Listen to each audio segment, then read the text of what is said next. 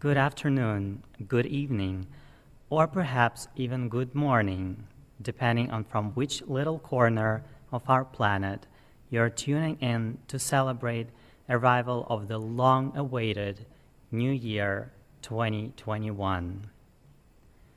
2020 will go into the history archives of the mankind as a year full of suffering, loss, and unpredictable foggy future.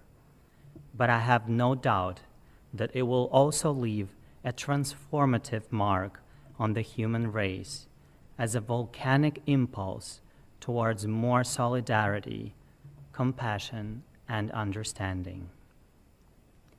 As we reflect on the passing year and look into a hopeful, promising new year, we want to take you on a musical journey today through the works of composers from Baroque to the contemporary era, all capturing the zeitgeist of their era and sharing the depths of their artistic world. I will begin with a partita for a solo violin by Johann Sebastian Bach in E major, which is a Baroque dance suite. I decided to add some words of encouragement between the musical movements written by a German Benedictine monk, Anselm Grün. I would encourage you to wait with the applause until the end of the entire cycle to keep the meditative momentum going. Thank you once again for being here with us, and our very best wishes for the new year on behalf of Connor, David McCain, and me. Thank you.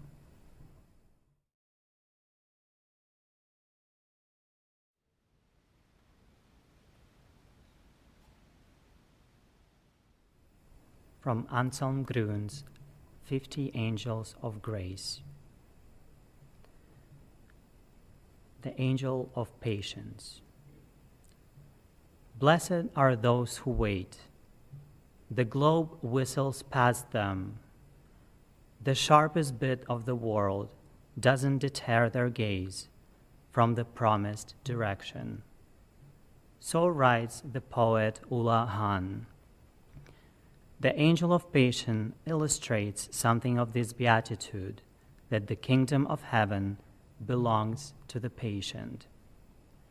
The word patience comes via French from the Latin word patiens, meaning suffering.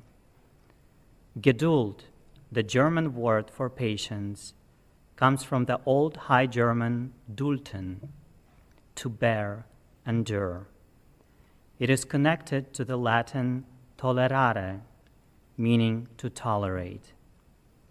In the New Testament, the Greek word used for patience, hypomene, actually means to be under, to stay under, to endure, to hold out. Sometimes patience is regarded too passively, as if it were a matter simply of accepting things as they are. In the early church, the meaning of patience was closer to endurance, steadfastness through the hardships threatening Christians from the outside world. In his letter to the Romans, Paul says, suffering produces endurance, endurance produces character, and character produces hope. And his letter to the Colossians prays, may you be strengthened with all power according to his glorious might, for all endurance and patience with joy. Here, hypomene means steadfast endurance as needed in battle when a man must defend the position in which he finds himself against all enemy attacks. This is definitely relevant to our lives today. It means steadfastness and the power to hold out against all external attacks. Here, patience is not passive suffering, but active endurance, and holding out. It is enduring resistance. Paul relates it also to forbearance, makrothemia.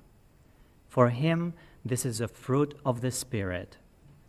The Greek word means that you have great courage, great character, a big heart, making you able to wait. In the course of history, the word patience has taken on both meanings: steadfastness, endurance, and also the ability to wait, forbearance, watching patiently until a solution is found.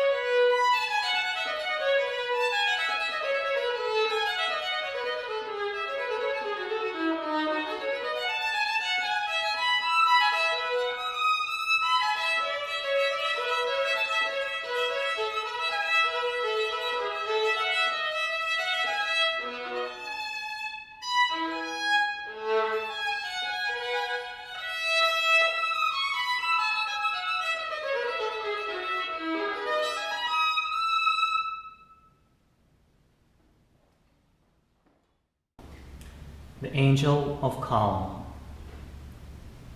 To have nothing, to possess everything, describe an attitude of the wise in every religion, in every age. Only those who do not set their heart on anything created, those who can let go of things others hang on to, are really free. Calm was an important word for the medieval mystics.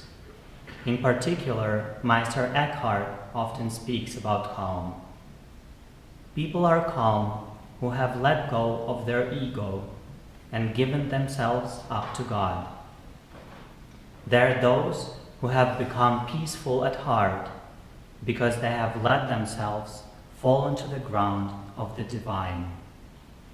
For the mystics, calm means liberation from our own ego, letting go of all cares and anxieties about ourselves, so that God can be born in our hearts, so that we can recognize our true self in our inmost being, our genuine personal core. This calm is an attitude of inner freedom, inner tranquility, a sane distance from all the things that flood in on me from outside, threatening to occupy and possess me.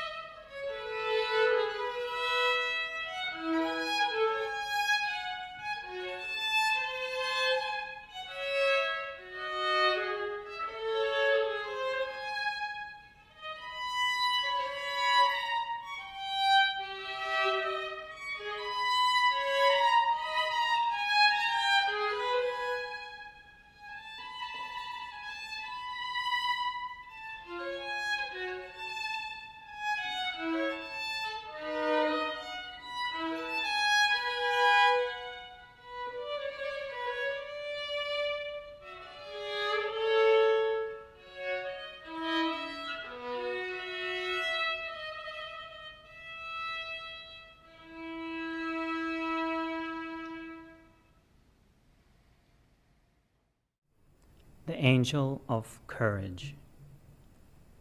The German word for courage is Mut, which is related to the English word mood.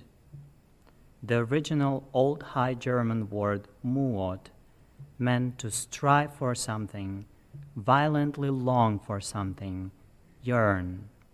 It corresponds to the Greek word timos, which denotes the disposition, the emotional side of the soul. From the 16th century onward, the German word Mut has increasingly acquired the meaning of bravery. Bravery is one of the 4 cardinal virtues. It means being unafraid in the face of danger. According to the ethicist Demer, it arises from good spirits and demands willingness to make sacrifices, the power to carry things through, and the will to assert yourself. Courage and bravery are required not only of soldiers, but of everyone. We all need courage to live our own life, the life to which we were destined from the start.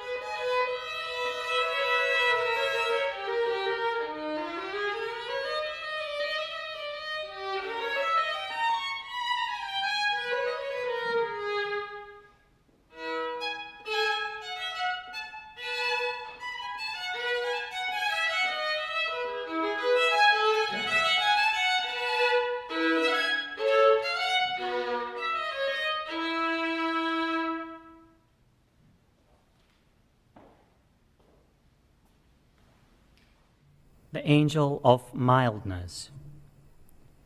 The medieval word mild comes from mill. So mild means milled or ground up fine, tender, soft, mellow. We are not mild by nature. Mildness requires the grinding process. Only then does the hard corn become soft and mealy. The word mili comes from mola, millstone. Mild people have been ground in the mill of life. They have been through crises. They have known despair. They have been through dark valleys. They have often battled with their faults and weaknesses and often lost the battle. But they have always stood up again and fought on. The millstone of their life has ground them soft. They have not rebelled against this millstone. They said yes to it grinding them up, so they have become mild.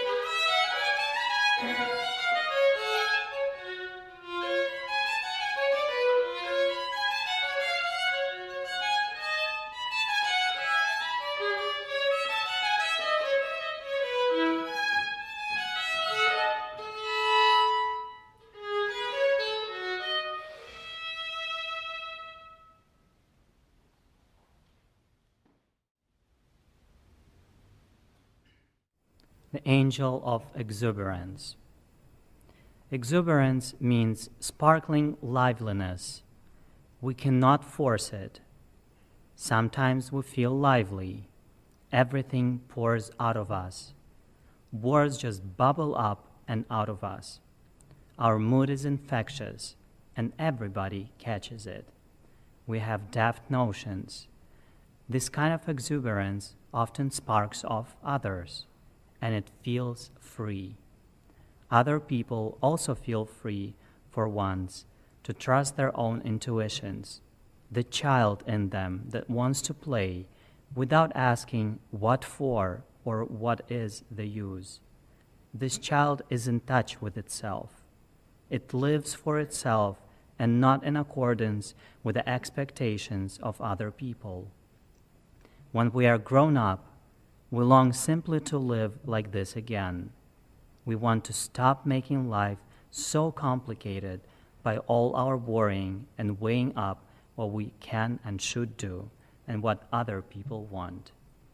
My wish for you is that the angel of exuberance may lead you into this childlike freedom so that you can enjoy life and freedom with all your senses.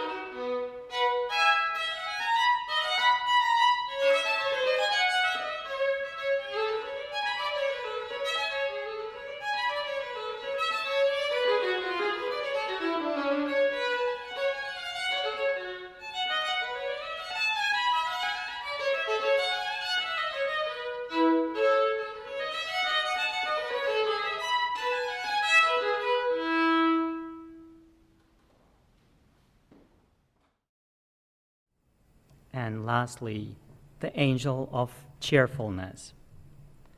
For the early monks, hilaritas, cheerfulness and inner clarity, merriment and brightness were the sign of a harmonious spirituality. If you know the truth about yourself, if you have experienced your own heights and depths, if you feel wholly accepted, this hilaritas shines out of you. You no longer walk through the world with a gloomy face. Nothing human is alien to you. You know that everything is in safe hands, even your own weaknesses and the errors of humanity.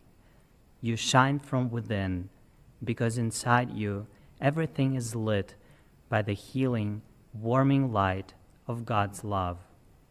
The root meaning of heiter, the German word for cheerful, is clear, bright, cloudless, shining. A bright light shines from cheerful people upon their surroundings. It drives away the clouds that darken human minds.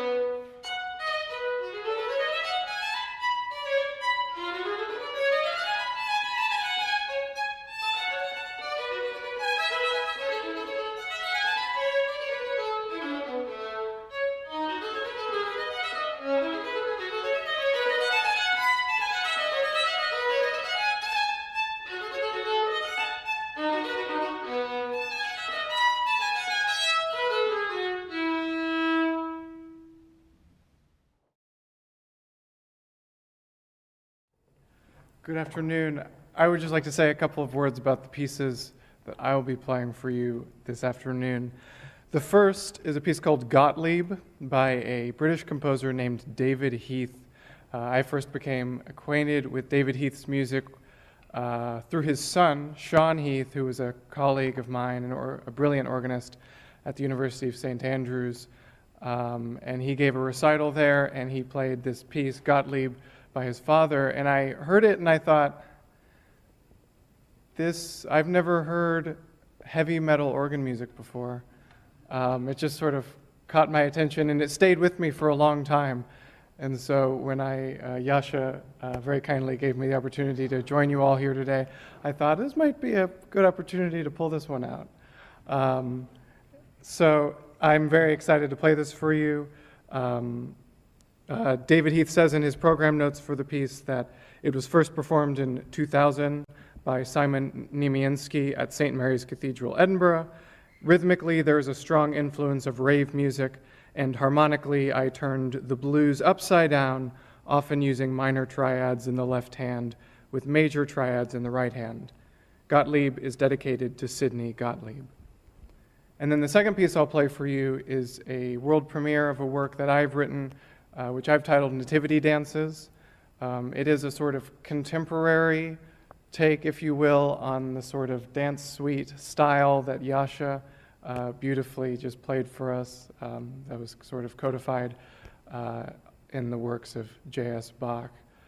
It's in 5 movements that are all connected. They're not broken up like the dance parts were in Yasha's piece, but they're all connected together, so there is some sort of connective tissue that connects these dances together. But I will just draw your attention to 2 things. The work opens, sort of setting the context for why it is a sort of nativity piece. It opens with a sort of stylized rendition of the introit chant for Christmas Day, Puer natus est nobis, a child is born for us. And then the second to last section, the final long section, is also a sort of stylized rendition of the Alma Redemptoris Mater, which is the Marian anthem for Advent and Christmastide. So I hope you enjoy.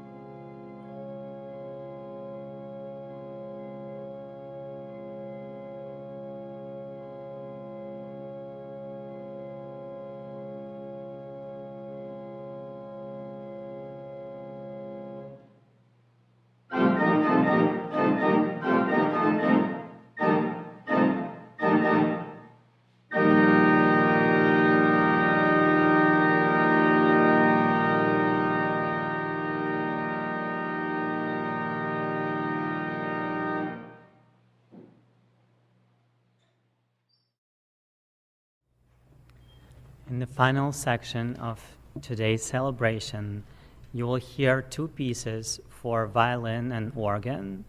The first one was written by an early Baroque composer, Isabella Leonarda, who was an Ursuline nun.